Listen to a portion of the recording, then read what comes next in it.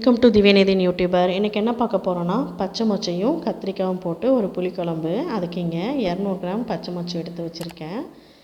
ஒரு 6-7 கத்திரிக்காய் எடுத்து வச்சுருக்கேன். இதை நீல வாக்கில் ஒரு 4 பீஸாக போட்டுக்கலாம். இங்கே கொஞ்சமாக ஒரு சின்ன லெமன் சைஸ் புளியை சுடு தண்ணி ஊற்றி ஊற வச்சுக்கிறேன். இதை அப்படியே ஊறட்டும். ஒரு ஜாரில் 1/4 மூடி தேங்காயும் 1/2 டேபிள் ஸ்பூன் சோம்பும் சேர்த்து நல்லா நைஸாக அரைச்சிக்கலாம். ஸ்டவ் ஆன் பண்ணி ஒரு பாத்திரத்தில் எண்ணெய் ஊற்றிருக்கேன். எண்ணெய் நல்லா சூடானதும் ஒரு 100 கிராம் சின்ன வெங்காயம் பொடியாக கட் பண்ணி சேர்த்துருக்கேன். வெட்டி வச்சுருந்த கத்திரிக்காயும் இதோடு சேர்த்துட்டு கூடவே கொஞ்சமாக கருவேப்பிலை சேர்த்து நல்லா வதக்கிக்கலாம். கத்திரிக்காய் எந்த அளவுக்கு வதங்குதோ அந்த அளவுக்கு ரொம்பவே நல்லாயிருக்கும். இப்போ எடுத்து வச்சுருந்த மொச்சையை 2 தடவை கழுவிட்டு அதையும் இதோடு சேர்த்துக்கிறேன்.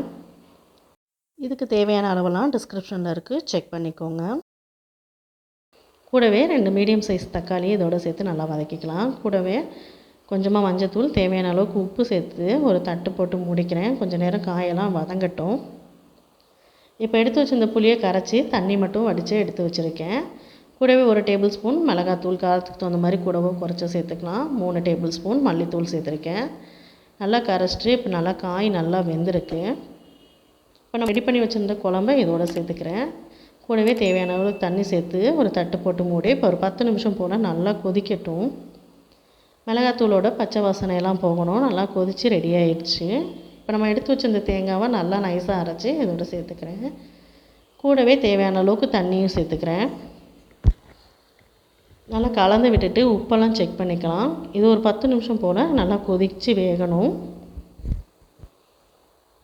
இப்போ குழம்பு ரெடி ஆகிடுச்சு. இது ஒரு 5 நிமிஷம் போல் அப்படியே கொதிக்கட்டும். தாளிக்கிறதுக்கு இங்கே ஒரு இரும்பு கரண்டி வச்சுருக்கேன். அதில் 2 டேபிள் ஸ்பூன் நல்லெண்ணெய் ஊற்றிருக்கேன். எண்ணெய் நல்லா சூடானதும் ஒரு சின்ன துண்டு பட்டை, கொஞ்சமாக ஒரு 3 பல் பூண்டு தட்டி வச்சுருந்தேன். சோம்பு சேர்த்து கருவேப்பிலை சேர்த்து நல்லா பொரிஞ்சதும் நம்ம இந்த ரெடி பண்ணியிருக்க குழம்புல இதை சேர்த்துக்கலாம். இந்த மாதிரி தாளித்து ஊற்றுறப்ப இந்த மொச்சை கத்திரிக்காய் குழம்புக்கு சூப்பராக இருக்கும். குழம்பு இப்போ ரெடி ஆகிடுச்சு. இது சாப்பாட்டோடு சாப்பிட்றதுக்கும் இட்லி தோசையோடு சாப்பிட்றதுக்கும் ரொம்பவே நல்லாயிருக்கும். ட்ரை பண்ணி பாருங்கள்.